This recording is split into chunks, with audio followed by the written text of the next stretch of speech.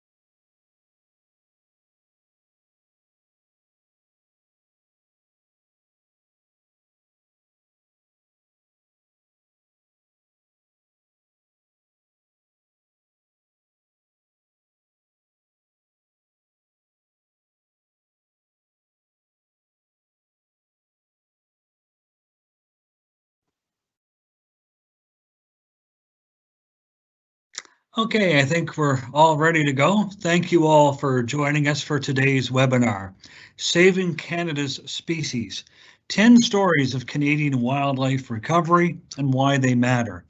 My name is Andrew Holland. I'm the National Media Relations Director with the Nature Conservancy of Canada, and I'm your moderator today. I'd like to start by stating that we at the Nature Conservancy of Canada respectfully acknowledge that the work we do across the country is on the traditional territories of many Indigenous nations and communities, past and present. For millennia, they have worked to protect these landscapes and the life these areas sustain. I would like to thank these original caretakers and acknowledge the ongoing work and presence of Indigenous peoples in Canada today. The Nature Conservancy of Canada is a national charity and Canada's leading not-for-profit private land conservation organization working to protect our most important natural areas and the species they sustain. Since 1962, the Nature Conservancy of Canada and its partners have helped protect 14 million hectares or 35 million acres from coast to coast to coast. Before we begin the webinar, I'd like to quickly cover off a few housekeeping topics. As we are being joined by people from across the country, you may experience a temporary glitch during the live stream. We thank you in advance for your patience. Today's webinar is also being recorded. We will be sharing a link to the recording after the event, so please keep an eye on your inboxes. We welcome you to revisit the content yourself and also to share it with your colleagues, friends, and family. We also want you to join in on the conversation and share your thoughts with our online community. Feel free to connect with us through Facebook, Twitter, and Instagram using the hashtag NCC NatureTalks during and after the webinar. We also invite your comments and questions today. You will notice a Q&A chat box on your screen. If you think of a question at any point, just type it in there and we will answer it at the end of the webinar. At this time, I'd like to introduce my colleague Dan Kraus, our senior conservation biologist.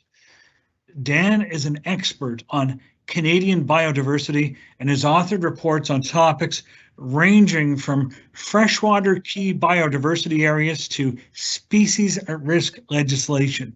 He is a counselor for the Canadian Society for Ecology and Evolution, a member of the International Union for the Conservation of Nature Species Survival Commission, and deputy chair of the Committee on the Status of Species at Risk in Ontario. With that, I'll now give the floor to Dan Kraus for his presentation.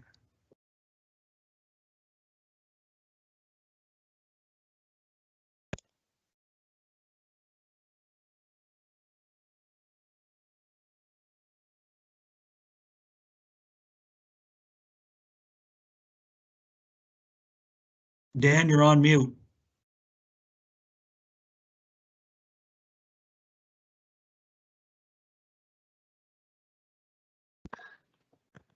Okay, can you confirm you can see my screen okay, Andrew?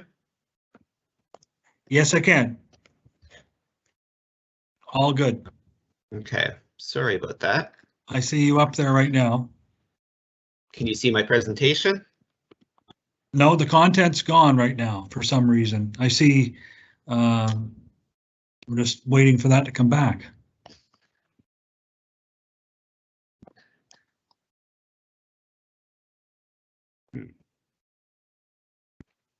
We can try to share your screen again. It might pop back up for us. There. Apologize to everybody for the technical difficulties. How about now? That looks perfect. Okay, great. Sorry everyone about that. Thanks, Andrew, and good day to everyone. As the Nature Conservancy of Canada gets closer to our 60th birthday, I find myself thinking more and more about how much our planet has changed since our conservation work first started. Go back to the early 1960s and there were only half as many people on this planet. We didn't have things like Google Earth, and as a matter of fact, we were just getting the first grainy images of our planet from the first satellites that were put in orbit. And just the very first global list of threatened species were only being published. But I think what might surprise and maybe even shock our Nature Conservancy of Canada founders are the massive planetary changes that are now happening. And while climate change often dominates our current narrative about the environment and ecology, we're also witnessing the loss of life on Earth. We're living in a period that's often been called the sixth extinction. There are now fewer species on Earth than just a generation ago. From bats to bumblebees, many wild species are declining. For example, here in North America, there are now 3 billion fewer birds than when I was born. Now, the first to fifth extinctions occurred well before our time, and they were caused by massive volcanic activity and things like asteroids hitting the Earth. Today, our global trust of plants and animals is slipping away because of habitat loss and fragmentation, unsustainable use, climate change, and invasive species. Globally, over 37,000 species are threatened with extinction, and 900 have officially been declared extinct based on the International Union for Conservation of Nature Red List. Now, the poster species of extinction and endangerment are often from other countries, such as pandas or elephants. Ask a Canadian kid to name an endangered species, and often they won't give you something from our own country. But endangerment and extinction of wildlife is also happening here in Canada. Our list of wildlife species assessed as at risk of extinction by the Committee on the Status of Endangered Wildlife in Canada, which is a scientific committee that assigns risk to different species, it's continuing to grow. This is the graph on your left. In less than 20 years, that number has doubled. Now, this includes species that are very rare and have small ranges, things like whooping crane or Vancouver Island marmot, but also species that are still common but are rapidly declining. Plants and animals like black ash, bobolink, or the monarch butterfly. Now, perhaps the best indicator of what our impact on wildlife has been are the species that we've actually lost from Canada. Now, this includes species that are extinct, but also those species that still exist in other countries, primarily in the US, but we've managed to wipe them out here. Now, some of these you'll be familiar with, species like the great auk or the passenger pigeon, but the loss of Canadian species didn't end with the loss of these birds. Since the last passenger pigeon was recorded in Canada in 1902, the rate of species loss has been increasing and includes species like the Karner blue butterfly. But hidden within these trends and forecasts is a simple truth. We can save species from extinction. There is clear evidence that past generations have pulled wild species back from the edge of extinction. Now, one of the species you're going to learn about today is a trumpeter swan. Now, I think this bird also reflects what's changed in the world. When the Nature Conservancy of Canada started in the early 1960s, one of the projects was trying to save a coastal wetland, what's now near the city of Mississauga. This bird would not have occurred there back then, but now it can be seen. Now, this isn't a great picture. I took this, but it has great meaning to me. Over the last 5 years, I regularly see trumpeter swans in the wetlands and small lakes near the place where I live. Just a generation ago, this would have been a lifetime bird where I live. This didn't just happen on its own, and it's because of conservation efforts started over 100 years ago. There are these stories of wildlife recovery in our Canadian experience that we need to learn, we need to teach, and we need to replicate. Conservation needs these stories of healing and restoration. How the actions that we have taken and how the actions that we still must take can bend the curve on biodiversity loss. Now, before I get into these stories, I do want to acknowledge and thank the Mississaugas of the Credit First Nation for sharing their traditional territory in the place where I live and for protecting the places that I love and connect most with nature. I also want to acknowledge that much of the history I'm going to share with you today, it's through my own lens, a privileged white settler of German, Danish, and Irish descent, and that the history of conservation in Canada is tainted with racism and injustice. I'm still learning much about this. Some of these papers I put up here are things that have helped me in my journey to better understand this history. I also want to make sure that you know that Indigenous peoples have been stewards of wildlife since time began. They managed wildlife populations, they created ecosystems like clam gardens on the West Coast, and they used fire to manage plants and animals and ecosystems. And most importantly, that their stewardship of the lands and water increased biodiversity and the health of ecological systems. Now, by the mid-1800s, it was clear that the actions of settlers were not increasing biodiversity or the health of ecosystems. There was a time in North America when it seemed very unlikely that any species would ever recover. We proved very effective in driving birds and beasts that were once incredibly abundant, such as the passenger pigeon and the plains bison, down to very small numbers. In the case of the passenger pigeon, to extinction. We were aided by technology, not just a bunch of guns, but also railways that allowed animals to be shipped to markets, and telegraph, which allowed hunters to know where congregations of animals were, such as where passenger pigeon breeding colonies were. Now, I think we often forget this, but this was a period in Canada where there was massive and wholesale commercial exploitation of our wildlife. It was really a trade in bushmeat that we don't think about as something that happens in Canada. I remember years ago, I had an opportunity to go through some of the bird collections at the Royal Ontario Museum in Toronto, and I kept seeing all these shorebirds. They were from Halifax and Toronto and Montreal, and I thought it was odd that they were being collected there. And it was then I realized they weren't being collected there, they were being purchased there. These birds were being shipped to these growing urban centers as a food source. Now, the volume and the ways that animals were harvested just a few generations ago will probably shock most people today. Shorebirds, like the ones I saw at the Royal Ontario Museum, and waterfowl were shot with massive guns called punt guns that could kill hundreds of birds at a time. Diving ducks were caught in gill nets and drowned. Birds such as herons and gulls were killed for their feathers, often just to adorn fashionable hats. Just in the 1950s, beluga whales were netted, harpooned, and then processed to make oil, to make oil and to make dog food. Now, these harvests were unsustainable. As the species that were once common began to decline, when the looming extinction of many wildlife became clear, Western society took some of the first steps to conserve wildlife by reducing this threat through new laws to ban or restrict unsustainable harvest. Now, one of the species that benefited from these limits on harvest was the wood duck. This is one of our most brightly colored birds in Canada, and it's actually a bird that builds its nest in a tree cavity, and not on the ground. Now, at one point, this colorful duck seemed like it was on the edge of extinction. The population of the wood duck was in serious decline by the late 19th century as a result of habitat loss and market hunting for both its meat and its feathers.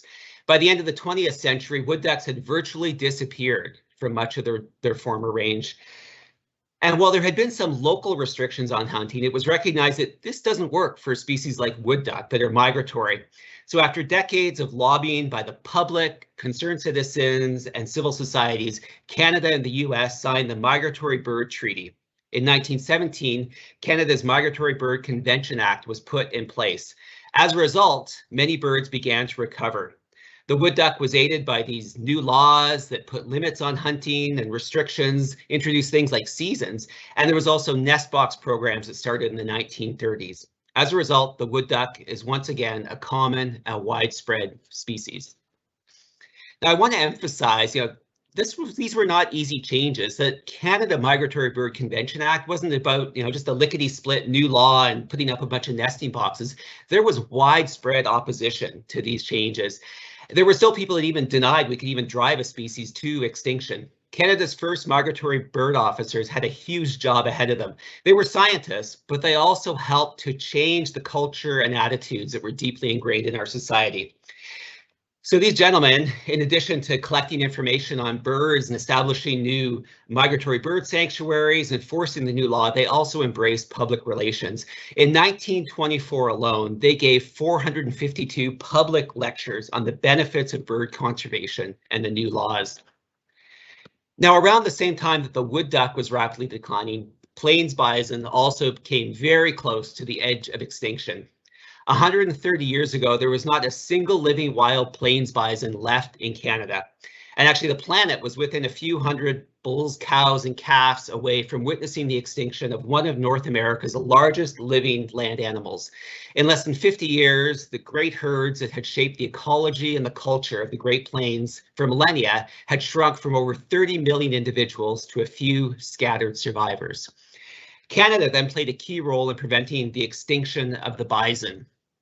The US Congress turned down an opportunity to buy a herd that had been assembled by a Montana rancher on the Flathead Reservation, whose name was Michel Pablo. His father was Mexican, his mother was from the Blackfeet Nation. The Canadian government stepped in to purchase that herd of almost 700 bison for what now would be about $5 million. Now, what's interesting is some of those bison may actually have come from Canada originally, because even before Michel Pablo assembled that herd, there was a gentleman named Samuel Walking Coyote in Montana, who was from the Kalishpul First Nation, who started to assemble that first little herd from some of the last calves that were left after the Great Slaughter. And these animals, as I said, were actually from Alberta and then taken to Montana, but then eventually came back. In 1906, Canada began shipping this new herd to new national parks that had been established to protect and restore declining wildlife species. And these actions changed the fate of plains bison forever. Today, all of the plains bison in Canada, from the animals recently introduced to Banff National Park in Alberta, to the Nature Conservancy Canada's herd at the Old Man on His Back Prairie and Heritage Conservation Area in Saskatchewan, are ancestors of this early conservation save. Although the current population of bison is just a tiny fraction of what it once was, this species is no longer likely to become extinct, and there's continuing efforts to restore additional wild herds throughout Western Canada. Now, you may have heard of the story of the bison, but there were also early efforts to save the pronghorn, or what's sometimes called the pronghorn antelope. When Europeans first colonized North America, there were an estimated 30 to 40 million pronghorn, vast herds that were only equaled by plains bison.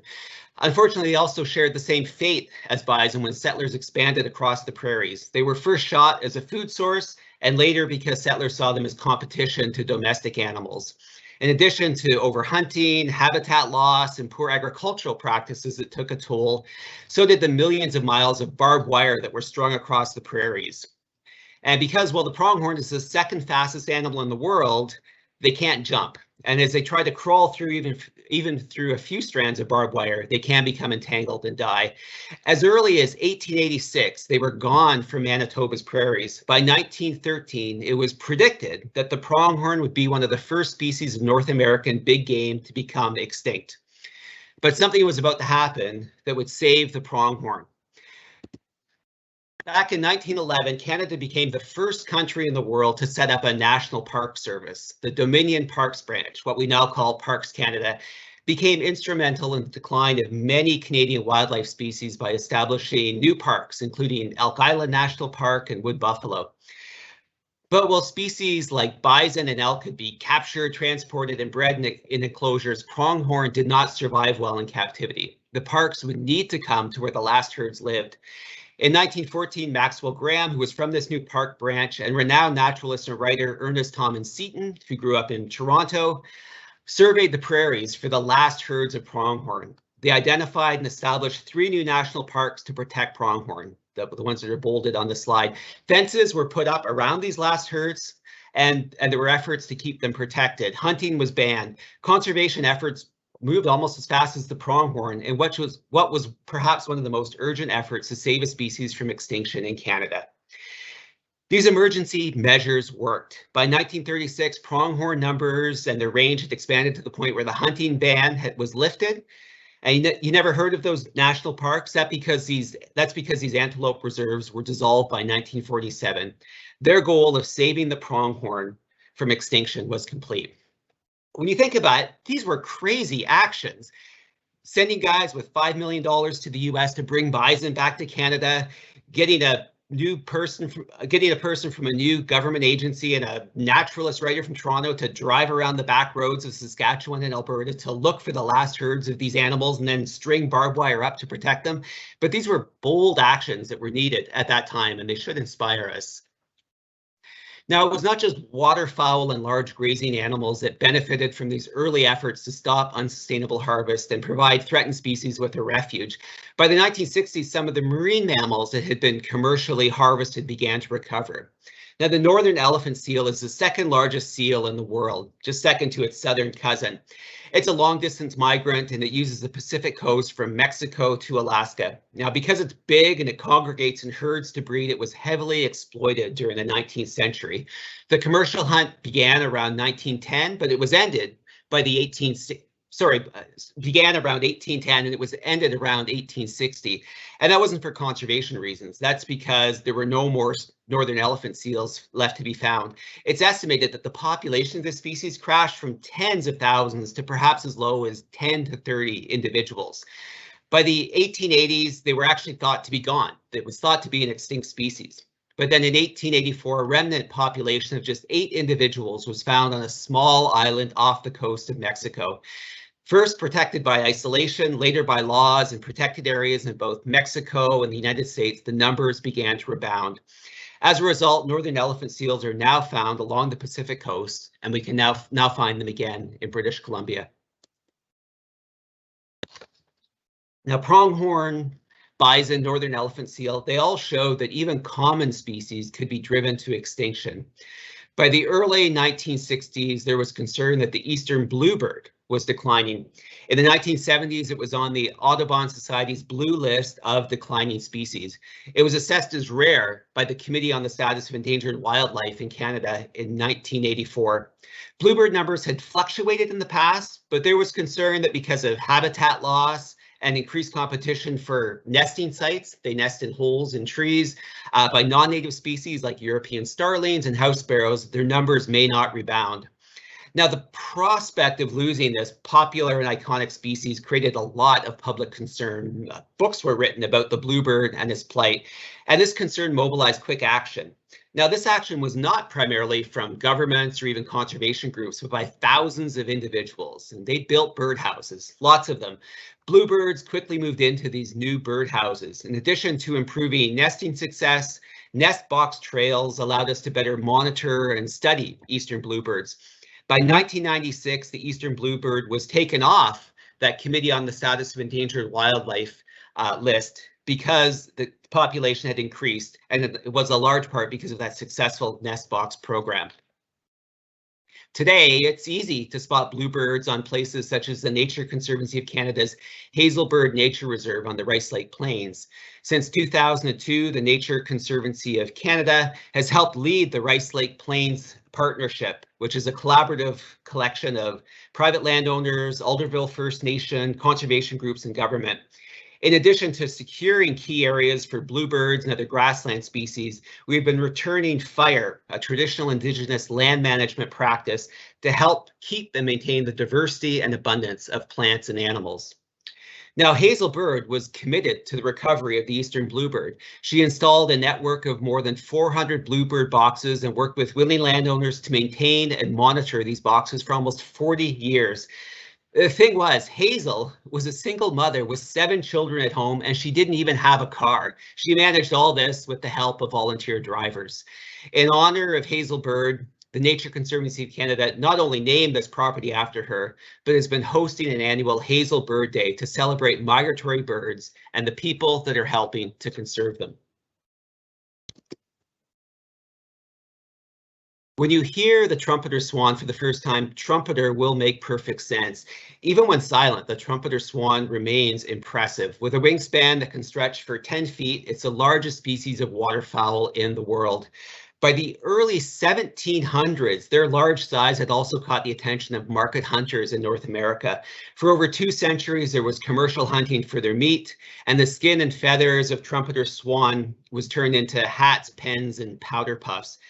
At a time before hunting regulations and game preserves, and when the myth of wildlife abundance dominated our colonial consciousness, it looked like the trumpeter swan might be doomed. The trumpeter swan was one of the first species added to Canada's inaugural list of endangered species back in 1978, but efforts to save the swan had started decades before that. The Migratory Bird Treaty between Canada and the US in 1916 that I mentioned earlier brought sweeping changes and laws that reflected an emerging culture of conservation among hunters, and that greatly helped the species. But still, by the 1920s, their numbers had dwindled to a few dozen individuals, with some small undiscovered flocks scattered in northern British Columbia and Alaska. The Red Rocks National Wildlife Refuge was established in 1935 in Montana to protect many of the last known trumpeter swans.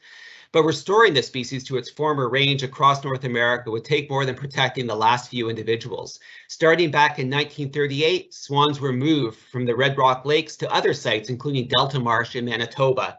In 1968, the Trumpeter Swan Society was formed to expand these reintroduction efforts across North America. In 1982, Ontario started a reintroduction program led by biologist Harry Lumsden and partners, including the Toronto Zoo, Wymarsh Nature Centre, and the Ontario Federation of Anglers and Hunters. Using eggs from Alberta and Alaska, a fledgling population was established. It worked. Today, you can see and hear trumpeter swans across southern Ontario. There's over 60,000 wild trumpeter swans today, and the population is growing. They were taken off Canada's list of endangered species in 1996. In 2003, Mr. Lumsden was awarded the Order of Canada for his work in bringing the trumpeter swan back. Thanks to these past conservation efforts, we can now witness a bird that a century ago many believed would disappear forever. The return of the swift fox is one of the most successful species reintroduction projects in Canada. Once abundant in the short mixed grass prairies of Alberta, Saskatchewan, and Manitoba, they were no longer found in Canada by the mid-1930s. In 1973, a privately run program began breeding swift foxes in captivity in the US so they could eventually be reintroduced back into the wild in Canada. With the help of federal agencies, non-governmental organizations, and academia, including the Cochrane Ecological Institute and the Calgary Zoo, the program has been successful. The first captive raised swift foxes were reintroduced back to Canada in 1983. Today, there's about 650 swift foxes living in Canada, including on many Nature Conservancy of Canada properties in the prairies. This population appears to be stable, and it's now connected to a population that also occurs in Montana. Now, just a handful of species have ever been lost from Canada and then returned through translocation projects. Efforts such as the swift fox or the sea otter have worked. But if there was a prize for the most successful reintroduction project, it would definitely go to this species, the wild turkey. It may seem hard to believe if you live in wild turkey country, but this species was actually extirpated. It was gone from Ontario by 1909 as a result of unregulated hunting and the loss of forests. Efforts to restore the wild turkey began in 1984 with the reintroduction of wild turkeys from the US to Ontario. This included a trade of Ontario moose for Michigan wild turkeys. But while moose numbers on Michigan's Upper Peninsula are still struggling, turkeys have absolutely thrived upon their return to Canada. Today, the wild turkey is a common sight in the countryside and increasingly even in urban areas in southern Ontario and in Quebec. While overhunting had impacted species like wild turkey and habitat loss had threatened many species, other species began to decline in Canada because of pollution. In the 1950s and 60s, we sprayed the insecticide DDT.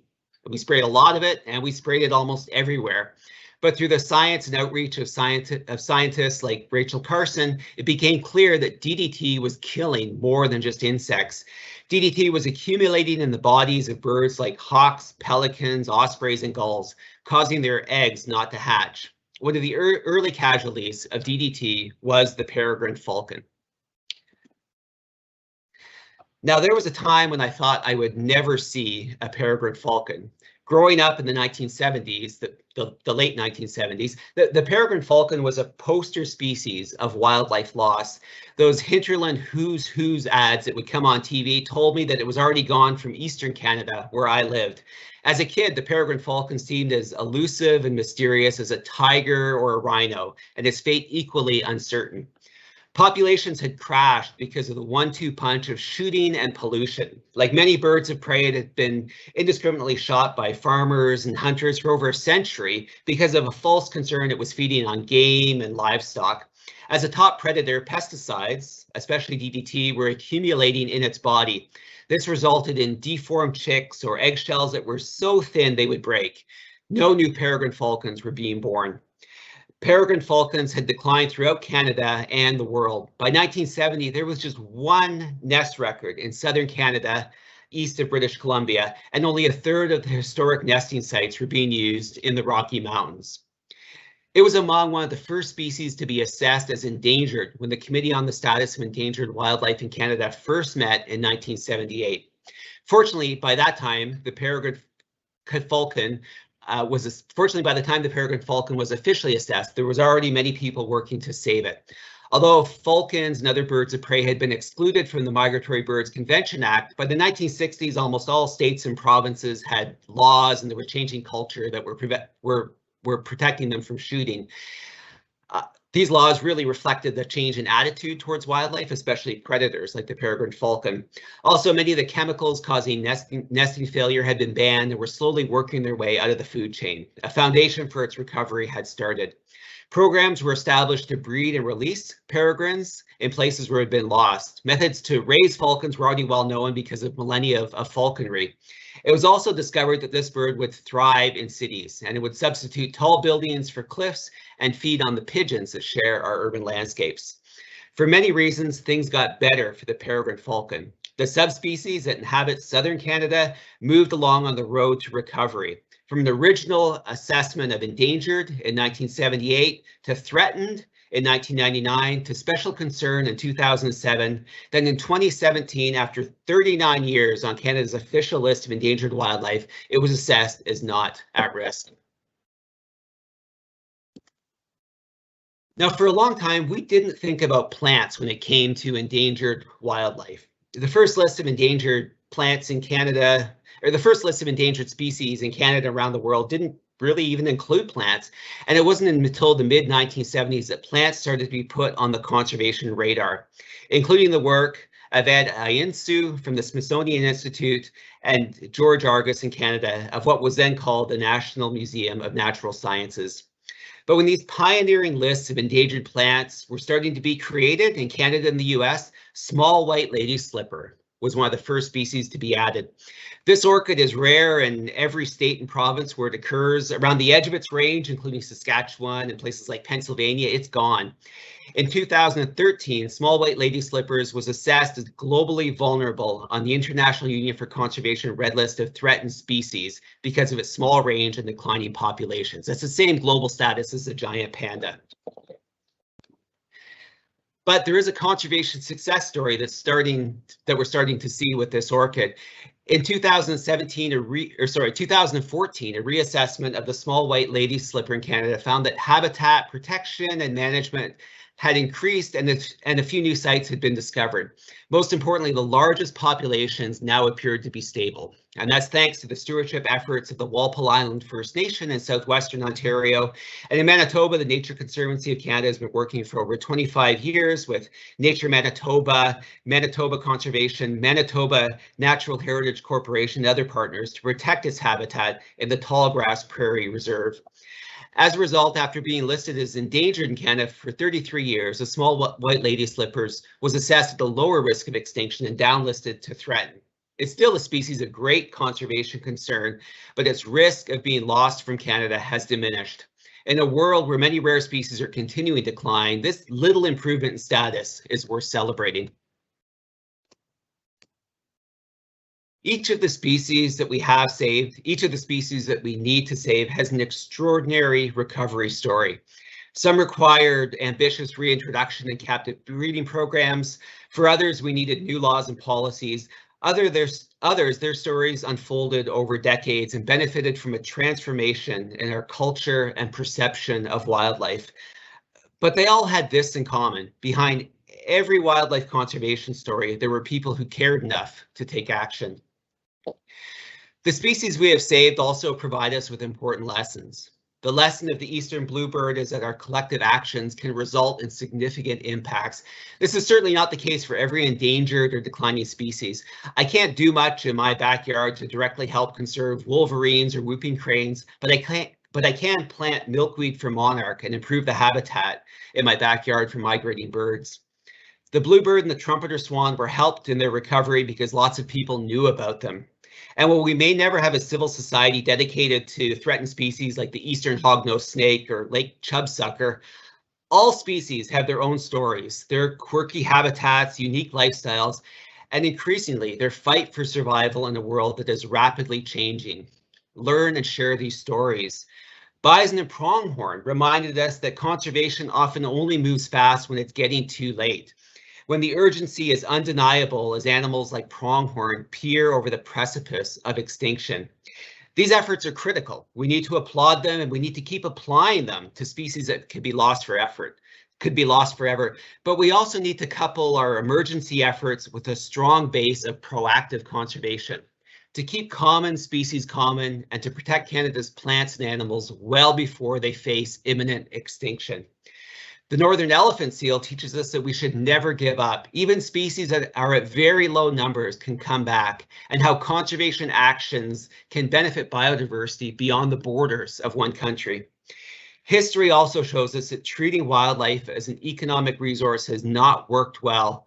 We must be open to other ways of knowing, including Indigenous knowledge that teaches us to respect wildlife and see the natural world as an extension of ourselves. Past generations of Canadians have helped to stop the extinction of wildlife that in many cases would not be with us today without those efforts. While the past threats of unsustainable commercial harvest and chemical pollution like DDT have been greatly reduced, habitat loss remains the key threat to many of Canada's most endangered plants and animals. Without habitat, there is no wildlife. Stopping and reversing the loss of habitat is the challenge for our generation. In southern Canada, we need to ramp up our efforts to not just protect habitat, but also restore it. These red and orange areas on the map where most of us live are the places where we have lost the most nature to cities, roads, and farms. These are also the places where most of Canada's endangered species can be found. And it's in these places where the Nature Conservancy of Canada and other conservation groups are working to protect and restore habitat for endangered species, setting the foundation for future stories of wildlife recovery. This is our opportunity to act. We are seeing greater global recognition and momentum that the twin crises of climate change and biodiversity loss need to be tackled together. Canada has committed to expanding our network of protected and conserved areas and Indigenous parks and protected areas by over 1.5 million square kilometers in the next 10 years. That's the size of South Africa. Groups like the Nature Conservancy of Canada and Ducks Unlimited Canada have funding through the Natural Heritage Conservation Programs that can match your donations and accelerate habitat protection and restoration for many of Canada's most endangered species. It's important that we understand and celebrate these Canadian stories about wildlife recovery. This is not to dilute or distract us from the biodiversity crisis that we need to act on, but to direct us towards a different future. These stories are just the beginning, the first chapters as we slowly change course towards a more sustainable path. For me, wildlife recovery is powerful evidence of hope. It should inspire us, but we need more of these stories and we need to build on their success. Wildlife recovery represents the best in humanity. It counters the notion that we are all destroyers of nature and shows that we can follow the lead of Indigenous peoples and be stewards of the natural world and make it richer for ourselves and for those who follow. Thank you. Thank you very much, Dan. A lot of great information in there. We appreciate you providing your insights and a lot of background on saving Canada's species and some of the many success stories that we've had in the country. And some are a prime result from conservation efforts here in Canada. We have several questions that have been submitted by our viewers today, which is excellent. Just a reminder, if you have a question that you've not yet submitted, please enter it using the Q&A feature in the chat box, and we'll certainly get through as many questions as our time allows. We'll start off the Q&A session with what is the most recent species to be extirpated in Canada? And that was submitted a little bit earlier. Mm-hmm. So often we don't declare a species extirpated until many years, sometimes decades have gone by, so that we have a chance to just confirm that it no longer exists in our country. I showed the Carner blue butterfly. There's another butterfly called the frost and elfin that was probably extirpated around the same time. Now, these are species that, if you're into butterflies, they're fairly easy to identify, and they have very specific habitat needs. Both of those species became extirpated because essentially of habitat loss and degradation. They occur in black oak savanna areas. They feed on a plant called wild lupin, and they are an example that if habitat quality declines or if we lose the habitat, we may lose those species. There are, though, dozens and dozens of species that only occur in a few sites. They have very, very small populations, and those may be the next species that we lose in Canada unless we're able to protect the habitat for them. The next question is, what can I and my family do to contribute to endangered species protection? Yeah, that is a great question.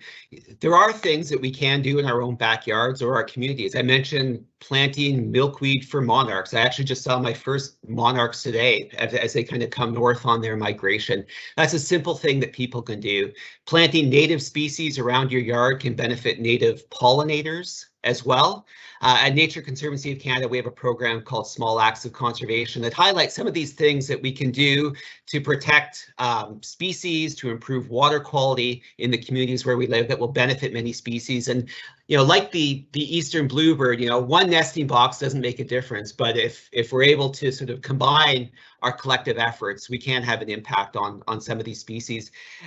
The other one is just learn about Canadian species. I often, not so much now, but, meeting with people who have kids, ask their kids to name an endangered species. It always frustrates me that they might say polar bear, but it's very rare they name something from Canada. But we have many species in Canada that are as endangered and wondrous as any other wildlife species living on the planet. And as Canadians, we need to learn about them, and because we're really the only ones that can advocate for their survival. I think the most important thing is that we need to change our relationship with nature, and we need to think a little bit more about what we can do to respect and protect the natural world. And once we have that change in our relationship with nature, even our most ambitious conservation goals will look after themselves. Thank you, Dan. I'll continue to try to pose these questions as we can. Some people are wishing to remain anonymous. We certainly respect that. Feel free to add your questions in the chat box. One earlier question was whether or not this is being recorded. It definitely is, and it will be sent to your inbox via the email that you provided. So that's just a reminder on that. There's a question, what about ospreys and bald eagles? I'm not sure what the context is, but whether or not they were impacted by the spraying of DDT, such as the peregrine falcon populations that you highlighted earlier. Yes, absolutely. They were subject to some of the same persecution like 100 years ago, but also there was this reproductive failure of those species, and they are making a comeback throughout their range. A few years ago, my kids were a little bit smaller and playing baseball. we go to these baseball diamonds, and often there was an osprey nest built in the lights, and my kids were kind of getting tired of me going like, look at the osprey up there, you guys. And it kind of inspires me a bit to think like, for me, I mean, that's a bird that I never saw when I was young, and I see them all the time now. And for my kids, it's normal to see ospreys. That's part of their world. So they certainly have benefited from our change in attitudes around wildlife, and certainly getting DDT out of the food chain. Another question, what should be done with invasive species such as the mute swan? And that comes from Anonymous. Yeah, so mute swan, like if you say the word swan to people, they probably think of like the mute swan, which was introduced to North America. And in some places, it can actually be quite aggressive and exclude native waterfowl from their nesting areas. So I think one thing is just recognize that's not a native swan. We have native swans, and it includes the trumpeter swan. In some cases, there are control measures that are done where they'll do things like oil the eggs, remove the eggs of mute swan. It's sort of a non-lethal thing that can help to control their population. But I think one of the main things is just be aware of some of the invasive species that we have. And these invasive species can actually be a very insidious form of habitat loss, because they can move into protected areas, and areas that you thought were conserved for wildlife can actually be degraded with invasive species. Another question we have, and thanks to everyone who was registered for this and participated. I am in grade 8 and want to get involved in conserving animals. Do you have any advice for me? Sure, and I'll kind of go back a little bit to my earlier answer, but learn about the endangered wildlife that is in Canada. And probably no matter where you live in this country, there's endangered species that live very close to you. These may be species like monarch or some of our grassland birds on the prairies that are declining very, very rapidly. Learn about them, learn their story, learn why they are threatened with potential extinction. If you live in an area where monarchs occur, plant some native plants. Not only can you attract those native pollinators, it's a great way to stay connected with nature and learn about it. The other important thing, talk to people about why you care about nature and why it's important. Wolf asks, species that have been brought back from very small populations risk or have a lack of genetic diversity. What are your thoughts about how to deal with this lack of genetic diversity? Yeah, it certainly can be. That's sometimes called a bottleneck that these species go through, and northern elephant seal has absolutely gone through that. There's other species like the African cheetah that we know has gone through this bottleneck, and that limited genetic diversity can sometimes affect their ability to adapt to new situations. However, the antidote is mutation, and over time, you do get genetic mutations that can help to increase that diversity. More and more, though, now with new tools to be able to understand genetic diversity, we're able to make sure that in captive breeding programs are trying to maximize the genetic diversity within species that will be reintroduced. Alexandra writes, what should be done for the invasion of European gypsy moth caterpillars and also moths? So if you live in Eastern North America right now, you might be witnessing this this peak year for the gypsy moth. This is a species that was brought to North America back in the late 1800s and has unfortunately spread to many of our forests. When I go for a walk in some oak forests around my house now, you can actually hear the munching up in the trees as these gypsy moth caterpillars are starting to feed.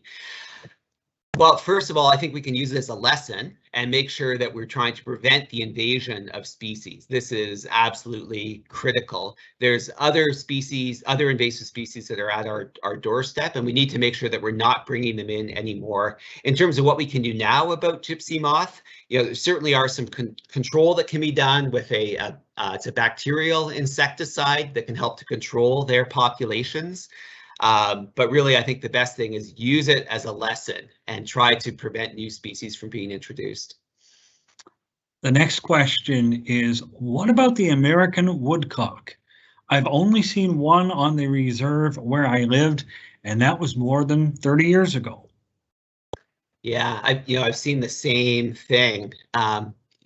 Used to just love in the spring to kind of watch them do their little dance, their little aerial dance, and I rarely see them anymore. It is a species that's declining. And unfortunately, this is something we're seeing across many birds and other species where they're not rare, but they're declining very, very rapidly. And we can take lessons of things like passenger pigeon and that we know that even species that are once very common can decline. So, I mean, one thing we can do is try to protect their habitat. Woodcock often occur in kind of open country habitats. In some parts of their range, we are losing those habitats. So there are places like Rice Lake Plains I mentioned, we're trying to maintain those open country habitats. The other thing, though, is record your sightings.